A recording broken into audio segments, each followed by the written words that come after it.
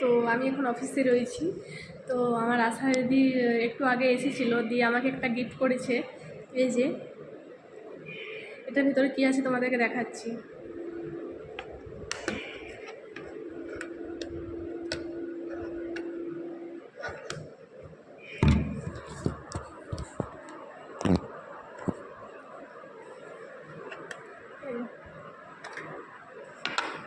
এই যে একটা খুব সুন্দর পেন, দারুণ দেখতে।